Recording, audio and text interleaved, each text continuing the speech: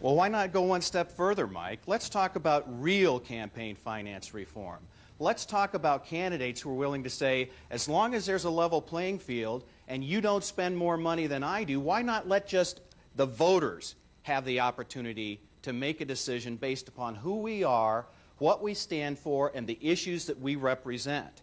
But you know, the Republicans have long opposed that type of campaign finance reform because they know that they can always spend more money on a campaign. So if you're really willing to talk about meaningful campaign limitations, I'm willing to listen. Mr. Whalen?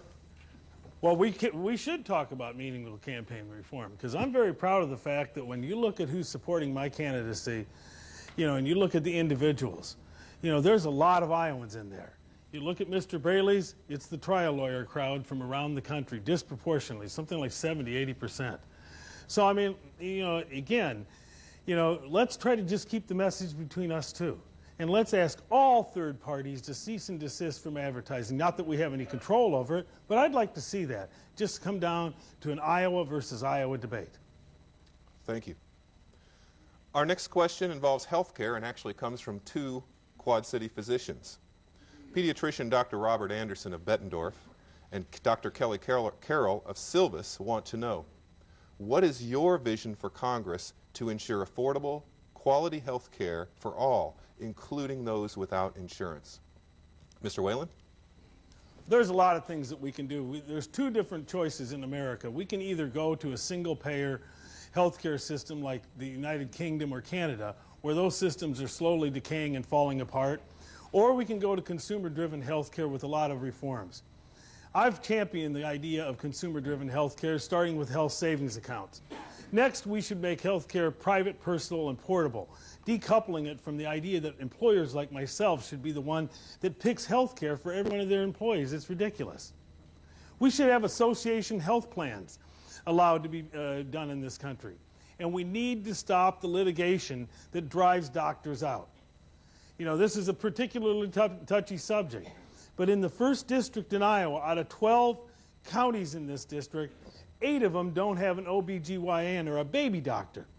We've had a prescription problem in terms of the liability, the liability insurance problem, where those insurance liability premiums have gone up 50 to 300%. And we're driving practitioners out. They're changing the way that they practice and do their practice every day. Those are things that we have to reform. So it starts with consumer-driven health care, putting the consumer in charge of their own money. But it does require that we really take a look at how we can reform the liability problem that we have in Iowa. 49th in doctors in this country per capita. But you know what? It's pretty hard to say, I want to start to help those small communities grow. And that fellow that's at University of Iowa gets married and he asks his wife to go back to some small community. And she looks around and finds out, you know, honey, I can't even get a baby doctor in my county. That's going to make our economic development pretty darn hard. That's a good place to start. There's a number of things we need to do. Healthcare is complex. I'll work on all those things. Thank you. Mr. Braley.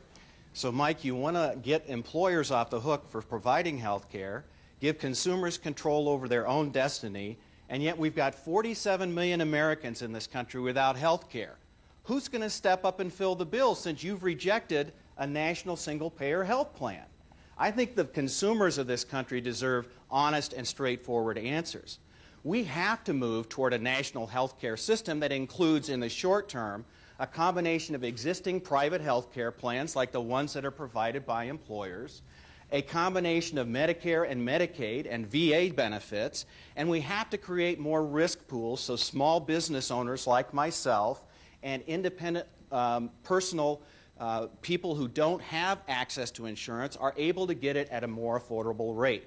But look, we can draw on the experience from states like Maine and Illinois who've already been doing very important work in expanding access to health care. The #1 problem with health care right now is we have a sick care system, not a health care system. We need to expand the availability and affordability of health care, draw more people into primary care settings like the ones these physicians are talking about, so we can identify and diagnose diseases earlier, get them promptly treated, and avoid the tremendous long-term costs that all of us face when that doesn't happen.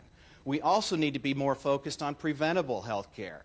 And to do that, we have to start looking at the tremendous problem we have with diseases like chronic and morbid obesity and all the long-term health care complications. That's why it has to be a global solution. We need to get back to lifestyle physical education in our classrooms so that today's kids can learn good eating, nutrition, and exercise habits and be part of the problem solving and not the problem. That's why I'm going to work the way I have for the past years with people like the Iowa Medical Society to try to address these important problems. Thank you. Rebuttal, Mr. Whalen?